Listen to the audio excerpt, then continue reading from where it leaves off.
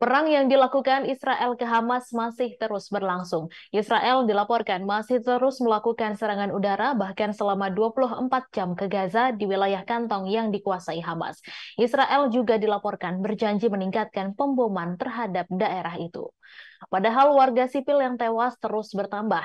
Kementerian Kesehatan Gaza mengatakan lebih dari 5.000 orang telah terbunuh di daerah itu sejak Israel melancarkan serangan udara sebagai tanggapan atas serangan Hamas 2 minggu lalu. Angka bertambah seiring 300 serangan dalam 24 jam yang dilancarkan Israel.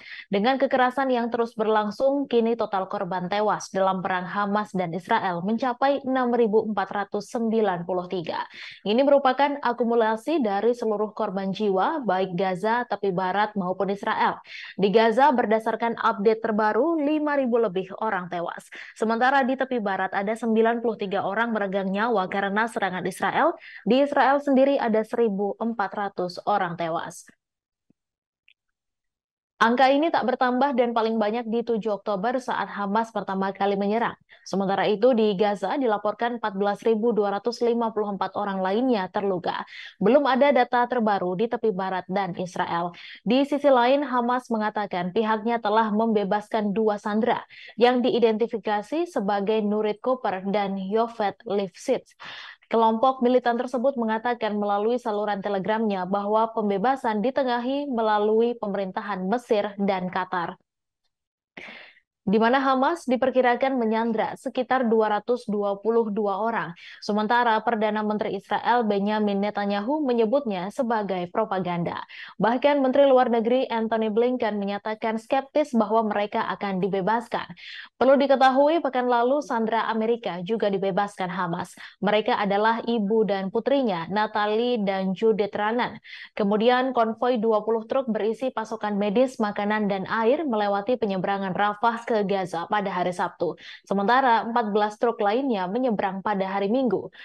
David Satterfield, utusan khusus untuk masalah kemanusiaan Timur Tengah, mengatakan bantuan tersebut akan terus mengalir setiap hari.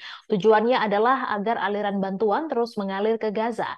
Satterfield mengatakan bahwa Hamas telah diperingatkan untuk tidak mengganggu dan menghentikan kucuran bantuan untuk masyarakat Gaza.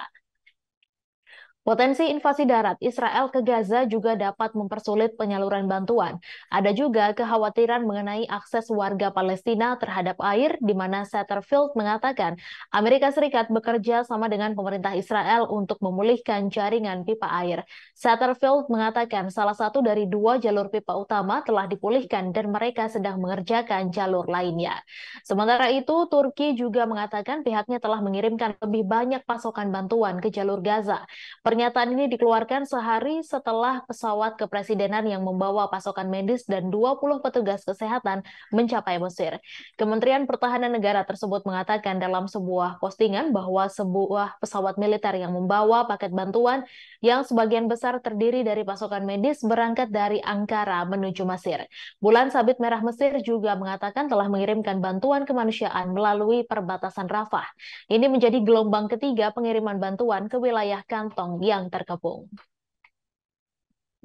Download Tribun X sekarang, menghadirkan lokal menjadi Indonesia.